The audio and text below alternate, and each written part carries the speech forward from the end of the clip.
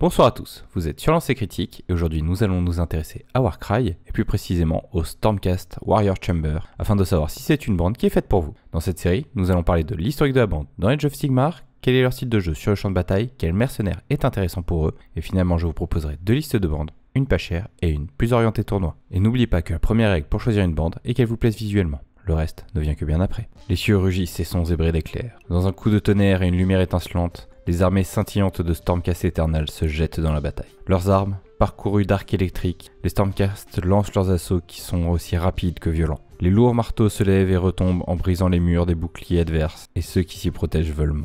Les armées Stormcast Eternal sont composées des plus grands champions de l'ordre de tous les royaumes.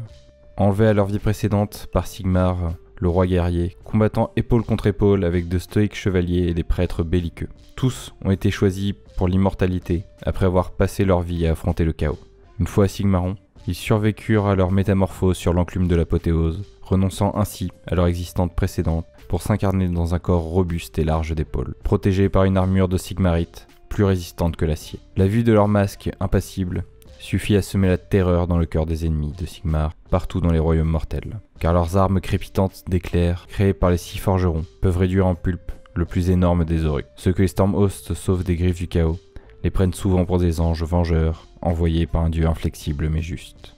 Même si les Stormcast Eternal sont tous des héros à la personnalité complexe, ils sont entraînés à combattre de façon disciplinée, en formant des carrés d'infanterie, des escadrons de cavalerie lourde, des hostes ailés et des groupes de chasse véloces. Chaque guerrier occupe sa place précisément au sein de la ligne de bataille, et ses talents sont souvent couplés à ceux d'un animal d'Azir qui déteste le chaos tout autant que lui. Étant investis de la magie de la tempête, les Stormcast Eternal peuvent se manifester là où frappe la foudre. Toutefois, une fois qu'il est apparu dans un royaume mortel, il ne peut plus retourner en Azir qu'en empruntant une porte de royaume ou en mourant en combat. Car, lorsque cela se produit, son corps et son équipement s'évanouissent dans un éclair d'énergie qui monte vers le ciel. Quand son âme atteint Azir, elle retourne dans les halls de Sigmar pour subir une nouvelle métamorphose et redevenir le Stormcast Eternal qu'elle était. Sigmar envoie régulièrement des hostes d'élite de ses Stormcast afin de contrer les plans d'Archon aux 8 points. Dans une bande on peut croiser des Libérators. Ce sont les hostes des Stormcast Eternal, frappant comme la foudre depuis les royaumes célestes afin d'abattre tyrans et démons. Le noyau de chaque Stormhost est constitué de Libérators, des hommes reforgés par la magie et imbus d'un pouvoir divin. Au combat, ces guerriers emploient des armes de Sigmarite magiques pour punir les ennemis de l'ordre. Des paladins. Ce sont l'incarnation de la colère céleste. Ils apportent une justice expéditive aux terres des royaumes des mortels. Leurs armes de foudre sont faites de Sigmarite ensorcelés, qui a la propriété de canaliser l'énergie de l'orage et confèrent à leurs porteurs la capacité de libérer des éruptions de magie azurée qui réduisent l'adversaire en cendres. Des Judicators. Le sifflement des volées de traits annonce l'attaque des Judicators. Leur visée se fixe sur les hommes impies qui tombent percés par des flèches crépitant de foudre pure ou criblés par des dizaines de carreaux de Sigmarite. Quand les Judicators exercent leurs offices, l'ennemi s'écroule par rang entier jusqu'à ce qu'il ne reste plus que des cadavres. Et enfin, des Prosecutors. Ce sont les émissaires des armées de Sigmar, volant sur des ailes d'ange. Maintes suites de Prosecutors fondent sur leur proie en lançant leurs armes magiques, dont les impacts météoriques châtient les ennemis du dieu roi. A présent, parlons d'eux sur la table de jeu. Leurs points forts, ils sont très résistants et ils disposent d'une aptitude sur un double leur permettant de faire un mouvement bonus s'ils sont à 6 pouces d'une figurine amie blessée.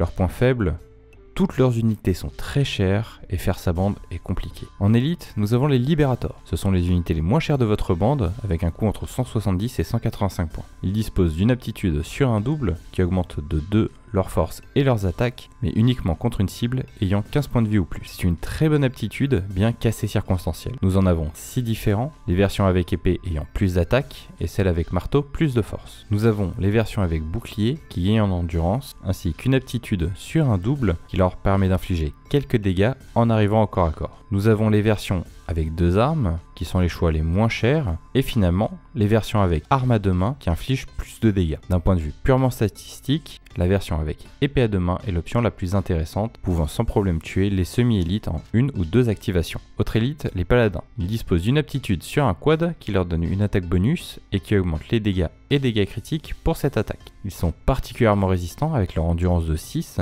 mais non qu'un mouvement de 3, ce qui rend leur usage très limité. Nous en avons 4 différents. La version avec masse qui gagne en force, en dégâts et dégâts critiques, c'est à mon sens la meilleure version, mais elle est plus chère que les autres. La version avec marteau gagne en force, celle avec hache gagne en portée et en dégâts critiques, et finalement la version avec lance gagne 2 de portée. En élite distance, nous avons les Judicators. Nous en avons 4 différents. La version avec arc-choc, qui peut tirer jusqu'à 20 pouces et qui gagne en force et en dégâts critiques. La version avec arc, qui tire également à 20 pouces et qui est l'option la moins chère. La version avec Arbalète Thunderbolt, qui gagne 2 attaques, ce qui la rend particulièrement efficace, mais qui ne peut tirer qu'entre 6 et 15 pouces, ce qui la rend difficile à positionner. Et finalement, la version avec arbalète qui gagne une attaque, mais qui ne peut tirer qu'entre 3 et 10 pouces. Finalement, en élite rapide, nous avons les Prosecutors. Ils disposent du vol et d'un mouvement de 10, ainsi qu'une aptitude sur un triple qui permet d'augmenter leur valeur de mouvement pour leur prochaine activation. Ça en fait d'excellentes unités pour s'occuper des objectifs. Nous en avons 7 différents, les versions avec bouclier qui gagnent l'aptitude des Libérators avec bouclier, ainsi qu'une attaque à distance à 8 pouces et 1 en endurance. La version avec marteau est la moins chère, celle avec javelot gagne en dégâts critiques et la version avec trident gagne en dégâts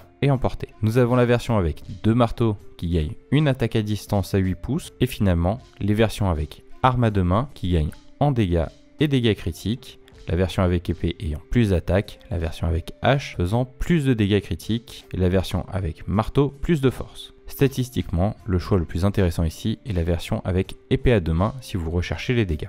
Le leader a une aptitude sur un triple qui permet d'augmenter l'endurance des figurines amies à 6 pouces. Vos figurines ayant déjà une endurance de 5 voire 6, cette aptitude est pour ainsi dire inutile dans cette bande et ne mérite sûrement pas de dépenser un triple. Nous en avons 9 différents qui sont des versions améliorées des unités de base. Si vous cherchez la résistance, le Libérator avec épée est un excellent choix. Si vous préférez les dégâts, je vous conseille le Paladin avec marteau. Cependant, mon choix par défaut s'orientera plus vers le Prosecutor avec 2 armes pour m'occuper des objectifs et profiter des points de vie supplémentaires de leader. En mercenaire, je vous conseille le Soul Render, qui a une aptitude sur un double lui permettant d'empêcher un combattant ennemi à 3 pouces de faire une action de mouvement ou de désengagement. Cela peut être particulièrement utile pour bloquer des unités clés et ainsi optimiser le mouvement de vos propres troupes. Au final, nous avons une bande pour le moins étrange. Elle dispose du plus large choix d'unités actuelles, mais vous ne pourrez utiliser que 3 ou 4 d'entre elles, ce qui en fait une bande compliquée pour débuter, car vous êtes noyé sous les choix. Elle est très orientée élite, ce qui fait qu'une erreur de placement peut facilement vous coûter la victoire. Elle n'en demeure pas moins